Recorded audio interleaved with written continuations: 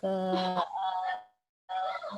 grup ya Sbar yang versi saya. Nanti jurnalnya saya kasih untuk teman-teman ya.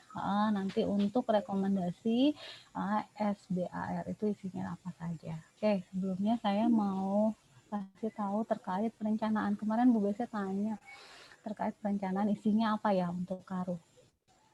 Oke, sedikit. Ya, ini mungkin hasil pelatihan saya waktu itu 2019 di Faroles ya. Dulu sebutnya manajemen bangsal. Sekarang sebutnya manajemen rawat inap ya. Ya. Oke. Nah, ini tugasnya nih. Oke, kita langsung tugasnya apa sih? Nah, ini sistem manajemennya, tugasnya adalah terkait ini. Oke, 3P. ini perencanaan. Oke, perencanaan apa yang harus disusun untuk Karu? Ini. Untuk visi misi silakan, masih berlaku nggak sekarang untuk ruangan kita? Oke, kalau ada filosofi silakan, lebih bagus lagi. Tujuan ruangan ini apa? Sama objektivitas yang kejadian sekarangnya sesuai nggak gitu? Yang tampak apa nih gitu? Ya dari ruangan kita ini. Terus kebijakannya, peraturannya. Kalau misalnya datang terlambat diapain? Gitu ya, terus kenaikan leveling karir, jenjang karir itu juga dipikirkan tuh pelatihannya tuh sampai ke situ-situ, sama nanti prosedurnya terkait apa saja. Prosedurnya itu macam-macam ya nanti ya, termasuk aturan ya. Prosedur itu SPO-nya bisa nanti ya, baik tindakan atau penggunaan alatnya atau apapun, atau apa tuh prosedur terkait peminjaman alat nanti seperti apa. Nah, itu masuk ke situ. Jadi ini juga sama ada aturan. Nah, itu difikirkan oleh si Karunya. Ini baru perencanaan doang nih. Nah, ini semuanya itu dari mana Bu Rina rencananya? Ini salah satu model perencanaan, silakan ya. Salah satunya kalau reaktif itu dari fenomena masalah dulu baru direncanakan maunya seperti apa, ada yang tidak ya. Nah, ini dari sini nanti ya, jadi harus menganalisis untuk Karunya terkait dengan kelemahan, kekuatan gitu ya. Terus ke peluangnya juga ada ancamannya. Nah, ini dari mana Bu Rina? Salah satunya nanti bisa diambil dari kepuasan pasien, terus kuesioner kinerja dari pegawai di sana, perawat di sana, dari sini. Jadi cukup pelik sebenarnya, dan ini sepertinya saya kurang tahu apakah Karu sudah mulai melakukan ini. Jadi dia masuk ke dalamnya ini. Gitu. Jadi tidak ada satu kebijakan, suatu perubahan visi misi kalau ininya jalan. Jadi kita kenal biasanya SWOT ini hanya untuk para untuk rumah sakit ya, pada ruangan juga dilakukan. Oke. Nah, ini unsur perencanaan. Nanti betul 5W1H. Nah, ini jadi bisa diukur dong. Ya, ada yang spesifik juga. Ini kriterianya. Jadi teman-teman bekerja itu semuanya itu memang dari Karu sudah memplanningkan ke arah yang baik pastinya. Jadi nggak ada yang namanya nanti apa tuh burnout atau bosan gitu ya. Jadi jelas gitu, nggak selalu melulu jadi PJ shift saja atau melulu saja menjadi PP, nggak arah ke situ.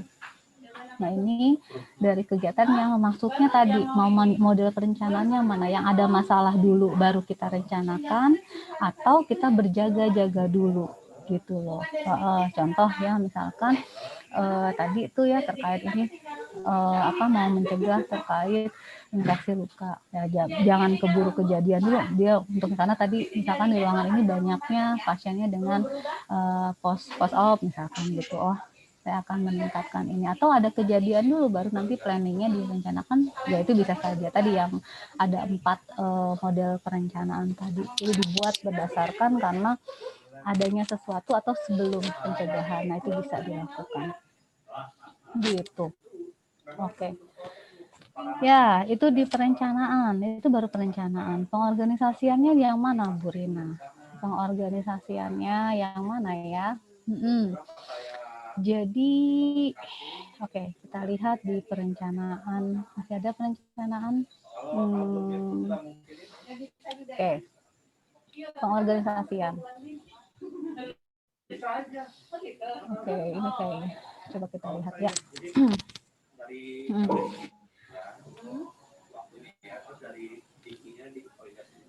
Ya, ini pengorganisasiannya. Nih prinsipnya. Pembagian tugasnya jelas. Ya, jadi nggak ada yang namanya nanti dia bebannya lebih berat, dia enggak gitu ya. Ada delegasi, ada pengaturan, koordinasi, manajemen waktu. Satu lagi nanti akan ada di itu adalah manajemen konflik. Menginikan orang ya, pasti akan ada konflik tuh. Nah, ini beberapa yang teman-teman nanti akan saya berikan nih. Tapi izin ini punya pelatihan tuh, ada saya nggak itu KPPKC waktu 2019 sebelum pandemi ini saya ikut pelatihan ini. Jadi boleh teman-teman melakukan melihat ini apa saja yang diatur pada apa yang dikerjakan oleh Karu. Di sini juga akan ada perhitungan tingkat ketergantungan juga masuk di sini. Ya, dimasukkan di sini konflik ya, terkait konflik ini juga ada ya, saya itu kan manajemen konflik juga masuk. Satu lagi untuk menilai tingkat ketergantungan dan menghitung kebutuhan perawatnya berdasarkan rumusnya. Boleh teman-teman ambil sampai ke situ. Dan di sini juga ada di beda ruangan ya, akan beda juga untuk perhitungannya, untuk perhitungan kebutuhan perawatnya gitu, seperti itu. Teman-teman bisa baca. Nah, baiknya memang beberapa referensi sudah teman-teman temukan di web. Udah ketemu belum bukunya? Belum. Ketemu tapi di Gramedia, Bu. Belum dilihat dalamnya, Bu. Baru lihat searching. Ya, oke. Yang Jadi penting bisa ada niat dulu, Bu, contohnya. nyari. Betul. Penting niat dulu, benar ya. Betul, boleh. Boleh diinikan, nanti boleh dimodifikasi. Jadi nggak cuma itu saja. Ada yang mau ditanyakan? Monggo, silakan. Ada yang mau ditanyakan? Cukup?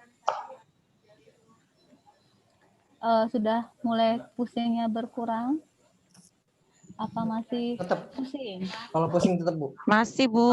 Kurang tidur. Pusing. Masih ya, Bu. Pusing, Bu. Kalau pusing, ini sepertinya bukan karena manajemen manajemen keperawatan kayaknya ya, bukan ya? Okay. Faktor penambah pusingnya, Bu. Oke, ini perencanaan ketenagaan. Kita lihat ya, apa sih yang harus dilakukan di ketenagaan? Izin, ini salah satunya. Nah, jadi kalau ada perawat baru, orientasi. Ya, penugasannya jelas. Nanti ini melakukan apa? Ada pengembangan staffnya. Jadi nggak susah terus katanya. Oke, absensi, turnover, menjaga itu tuh karunya. Jadi nggak bisa bilang, oh ya udahlah biar aja gitu. Salah loh, kalau dia udah 3 tahun di ruangan kita, dia kabur nanti 0 lagi, aduh itu luar biasa kerjanya. Untuk klasifikasi pasien sama penetapan kebutuhan staff. Kebutuhannya apa tuh perawatnya, gitu sampai ke situ. Nah, ini ada nanti contoh-contohnya, silakan penugasannya. Ya, salah satu nanti untuk penugasan itu boleh saya kasih ya. Penugasannya ada modelnya. Mau model penugasannya apa? Bentuk tim kah, modular kah, atau kasus kah, gitu. Ya nanti yang milih itu juga kepala ruangan sesuai dengan ya tadi ya objektivitas dari ruang. Oke, ya. Oke, nanti silakan dibaca. Jadi ada referensi untuk menulis logbooknya, betul ya? Oke, ya. Kalau tidak ada, Pak Roy mau ada yang mau ditanyakan? Udah garuk-garuk aja nih.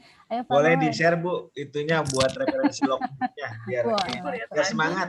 Iya, biar semangat ya, biar nggak pusing ya, pusingnya nggak menahun ya, nggak jadi kronis ya, akut aja. Oke deh. Baik, baik, baik. Oke, baik. Nanti sekaligus untuk S-barnya, bentuk PPT nanti saya akan kasih ke Bapak Ibu nanti ya, biar kita rekomendasi sama jurnalnya. Oke, kalau tidak ada, bertemu pada jam 7 nanti, tetap semangat ya untuk mengerjakan tugasnya. Kasih. Assalamualaikum warahmatullahi wabarakatuh. Waalaikumsalam warahmatullahi Waalaikumsalam warahmatullahi wabarakatuh. wabarakatuh. Makasih ya Bu.